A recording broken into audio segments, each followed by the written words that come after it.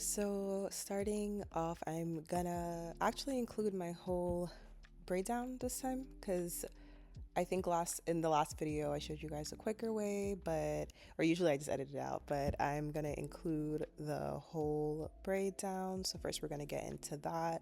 There's a lot of different ways you can braid your hair down for crochet braids, but this is my favorite foundation because I feel like I can get the most versatile looks, whether that's a side part, bangs, or a center part.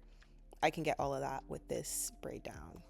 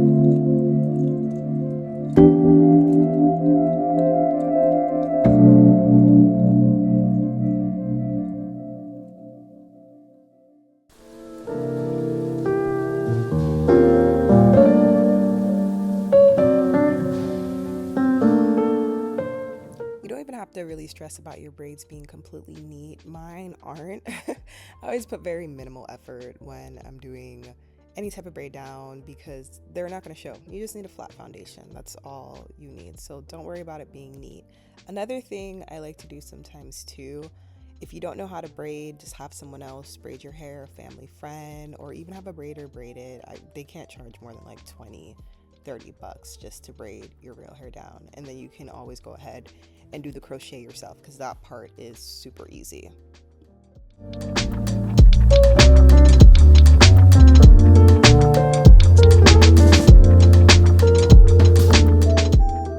So I was filming the back, but I cut off most of my head while I was braiding, but this is just a pattern I did in the back so you guys can see how it is.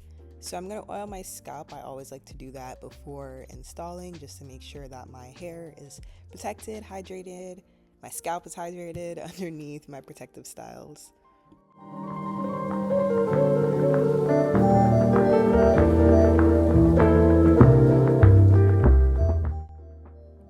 So the hair is from Crochet Braids Plus. You guys always ask me, it's one pack. One pack has everything you need and more, honestly. So we're gonna do a different method. Instead of installing it like the whole thing through the loop, we're gonna fold it in half. So the hair is actually gonna look shorter but fuller. But that's how we're gonna get that afro look, is by folding it in half. I also want to mention that this technique is a lot faster than trying to get the hair through the hook. Like folding it in half, this took me, I'd say like 30 to 40 minutes to crochet in. Like your girl was moving.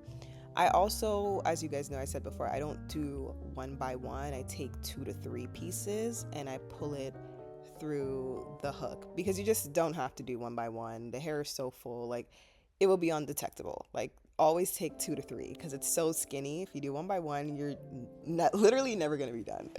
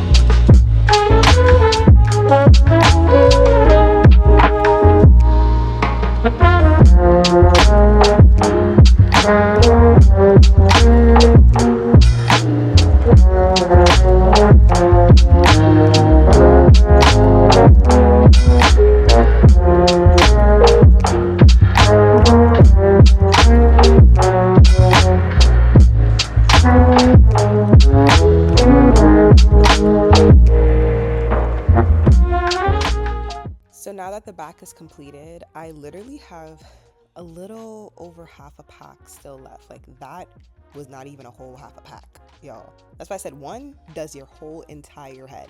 And you even have to use as much hair as I do. I was just using it all up. I'm like, we're gonna use everything because I want it very, very full.